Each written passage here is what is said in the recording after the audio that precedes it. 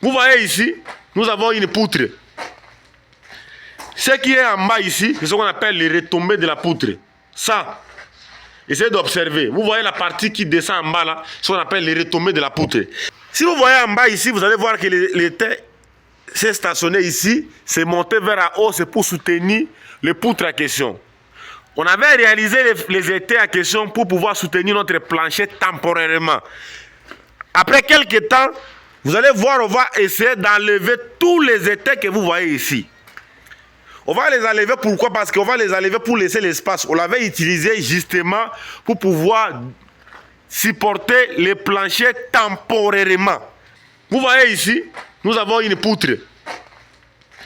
Ce qui est en bas ici, c'est ce qu'on appelle les retombées de la poutre. Ça, essayez d'observer. Vous voyez la partie qui descend en bas là, ce qu'on appelle les retombées de la poutre. Car il y a beaucoup de techniciens, beaucoup de gens qui ne savent pas c'est quoi les retombées de la poutre. Il y a des poutres directes et il y a les retombées de poutre. Vous voyez ici, il y a le ourdi qui est là-bas, mais il y a le vide là. Ça, c'est ce qu'on appelle les retombées de poutre. Mais ici, il y a le poutre qui est identique directement avec le mur. Vous voyez là, il y a le poutre qui est identique avec le mur. C'est la raison pour laquelle de temps en temps dans mes chantiers, je n'hésite pas de vous montrer d'autres technicités qui pourront vous aider. Car si vous restez comme ça, vous ne pouvez pas savoir qu'il y a retombé ici. Mais dès que vous n'allez pas savoir qu'il y a retombé de la poutre, dès que vous entrez ici à l'intérieur, c'est là que vous allez comprendre qu'il y a retombé de la poutre ici. Et ici, il y a retombé de la poutre. Ça, c'est ce qu'on appelle retombée. La partie ici, c'est ce qu'on appelle retombée de la poutre. Et ça, c'est ce qu'on appelle les ourdis. Ça, c'est ce qu'on appelle les nervis. Ourdis, nervis. Donc, les ourdis, c'est comme les briques que vous voyez là. Mais ça, c'est ce qu'on appelle poutre et il y a retombé, un retombé. Ici aussi, il y a poutre, il y a un retombé en bas. C'est ce qu'on appelle les retombées de la poutre. Pour tous ceux-là qui n'ont jamais vu les retombées de la poutre, voilà un exemple typique des retombées de la poutre que vous devez appliquer dans vos chantiers. Parce qu'on ne peut pas couler la dalle avec les mêmes épaisseurs de la poutre en question. C'est pour cette raison il y a un peu les retombées de la poutre. Parce qu'on avait déjà effectué les calculs, les dimensionnements des poutres pour pouvoir supporter la moitié des charges de plancher et les transmettre au niveau des poteaux. Si vous voyez là, vous allez voir qu'il y a le nervis qui est entré justement à l'intérieur des poutres en question. Vous voyez? Les nervis là, c'est entré. Donc, les nervis entrent à l'intérieur des poutres et il y a les retombées des poutres en bas ici.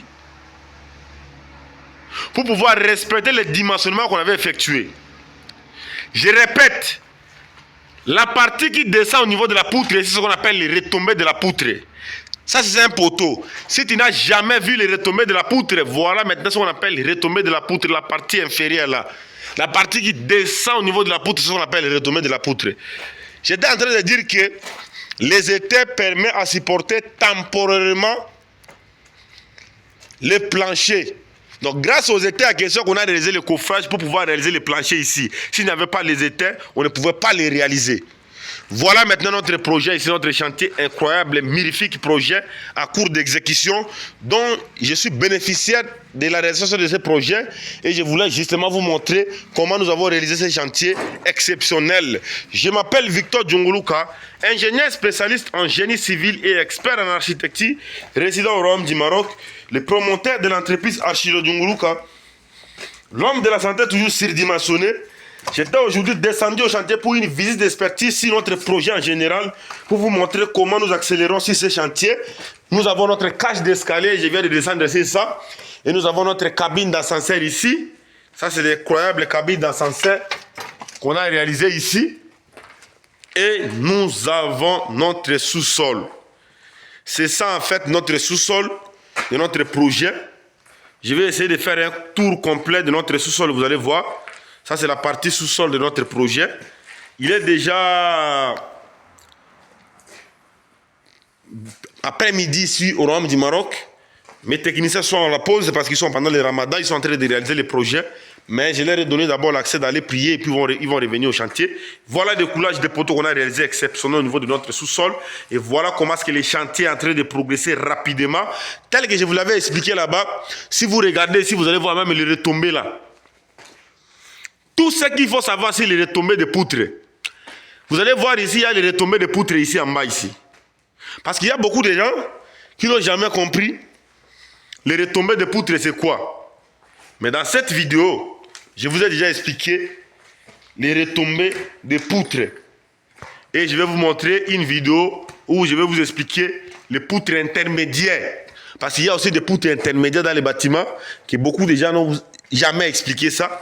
Mais moi, je me suis permis aujourd'hui de vous expliquer ça concrètement et valablement sur notre projet ici que nous sommes en train de réaliser. Moi qui vous parle ici, je suis le spécialiste en génie civil agrégé. Les métals que vous voyez ici, c'est ce qu'on appelle les étains. Je vais toucher ça. Ça, c'est ce qu'on appelle les étains. Dans cette vidéo, vous allez voir le rôle et l'importance des étains dans les bâtiments. Pourquoi on utilise les étains? Car beaucoup de techniciens, beaucoup d'ingénieurs, beaucoup d'aides-maçons, même des clients ne savent pas l'importance des étains. Quand il dit au client, j'ai besoin qu'on puisse louer, soit acheter les étains, le client te dit que non, on n'a pas besoin de ça. Nous avons deux types d'étains. Nous avons les étains métalliques et nous avons les étains en bois. Les étains en métallique que vous voyez ici, ça permet de supporter temporairement les planchers. Cela veut dire quoi?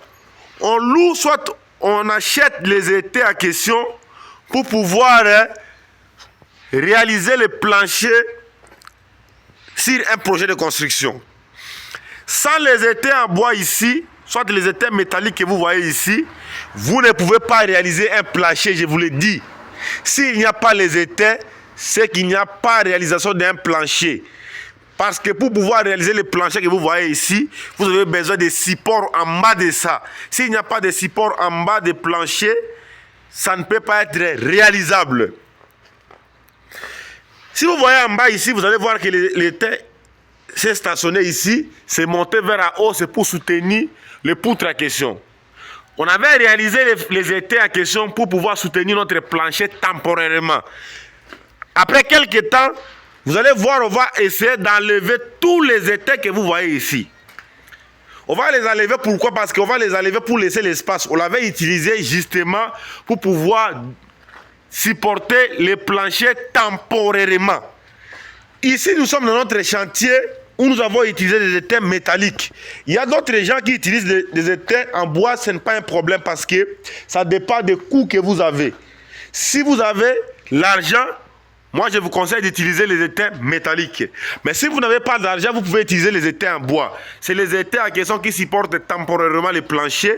Une fois qu'on va terminer à réaliser notre projet de construction, on va les enlever facilement.